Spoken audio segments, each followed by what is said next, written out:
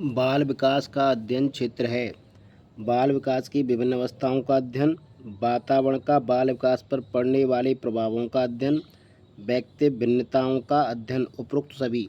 तो इसका सही उत्तर है उपरोक्त सभी। बाल विकास के अंदर हम मनुष्य के जन्म से लेकर किशोरावस्था के अंत तक में होने वाली जैविक व मनोवैज्ञानिक परिवर्तनों को बाल विकास कहते हैं तथा इसके अंतर्गत हम बालक के शारीरिक विकास, मानसिक एवं व्यवहारिक परिवर्तनों तथा वातावरण का बालक पर पड़ने वाले प्रभाव का अध्ययन किया जाता है।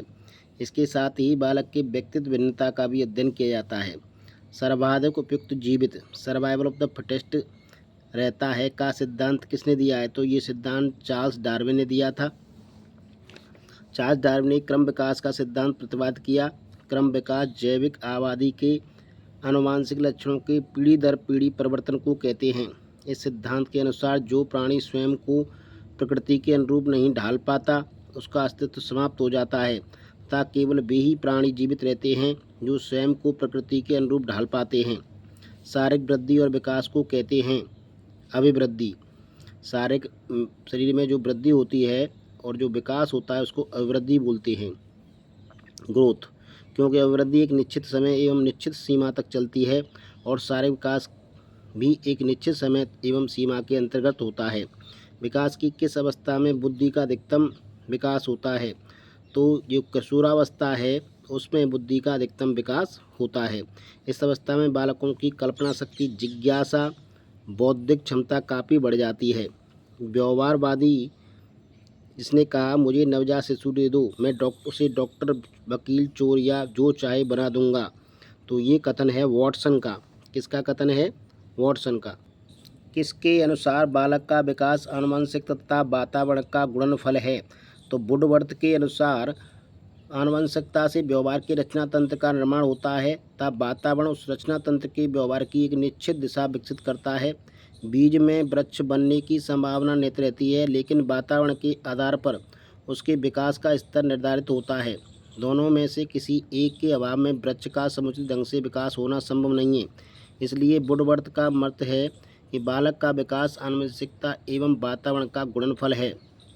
वह अवस्था जो माता के 21वें गुणसूत्र जोड़े के अलग न होने पाने के कारण होती है कहलाती है। इसको बोलते हैं डाउन सिंड्रोम। क्या बोलते हैं?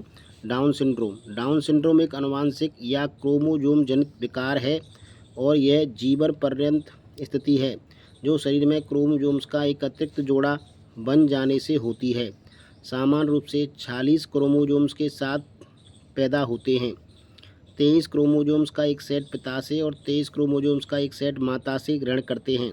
डाउन सिंड्रोम से पीड़ित शिशु में एक अतिरिक्त 21वीं क्रोमोजोम्स आ जाता है, जिससे उसके शरीर में क्रोमोजोम की संख्या बढ़कर 47 हो जाती है।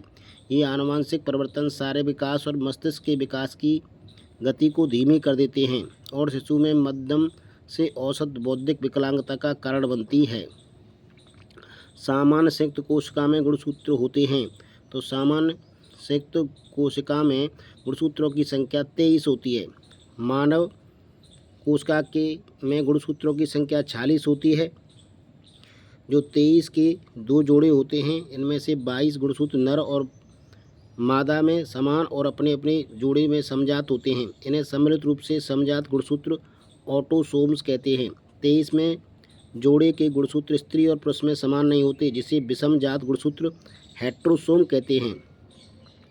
इनमें से किसका नाम सृजन शास्त्र के पिता से जुड़ा हुआ है? तो सृजन शास्त्र के पिता हैं गॉल्टन। कौन है? गॉल्टन। मानव व्यक्तित्व परिणाम है केवल आनुवंशिकता का पालन पोषण और शिक्षा का आनुवंशिकता वातावरण की अंतर्क्रिया का केवल शीघ्र सीखते हैं। तो यहाँ पर मानव व्यक्तित्व जो परिणाम है वो आनुवंशिकता और वातावरण की अंतर्क्रिया का परिणाम होता है। मानव व्यक्तित्व आनुवंशिकता और वातावरण की अंतर्क्रिया का परिणाम होता है। लैंडिस के अनुसार आनुवंशिकता में विकसित होने की क्षमताएं प्रदान करती है। इन क्षमताओं के विकसित होने के अवसर हमें वातावरण से मिलते हैं।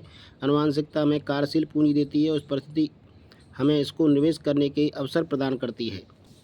शिक्षा के संदर्भ में सामाजिकरण से तात्पर्य है अपने सामाजिक मानदंड बनाना, समाज में बड़ों का सम्मान करना, सामाजिक वातावरण अनुकूल और समायोजन, सामाजिक मानदंडों का सदैव अनुपालन करना। तो सही उत्तर है सामाजिक वातावरण में अनुकूलन और समायोजन।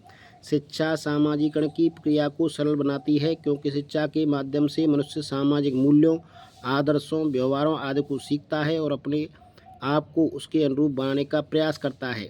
सामाजिकरण है सामाजिक मानदंडों में परिवर्तन, शिक्षक एवं पढ़ाई के बीच संबंध, समाज के अनुकूलन की प्रक्रिया, समाज के मानदंडों के साथ अनुकूलन। तो सामाजिकरण समाज के मानदंडों के साथ अनुकूलन होता है।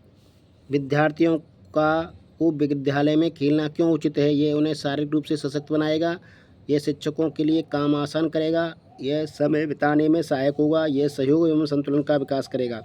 विद्यार्थी द्वारा खेलने से उनके शारीरिक विकास संतुलित रूप से होता है, तथा खेलने से छात्रों में सहभागिता एवं नेतृत्व की क्षमता, समायोजन जैसे कई सामाजिक गुणों का विकास होता है।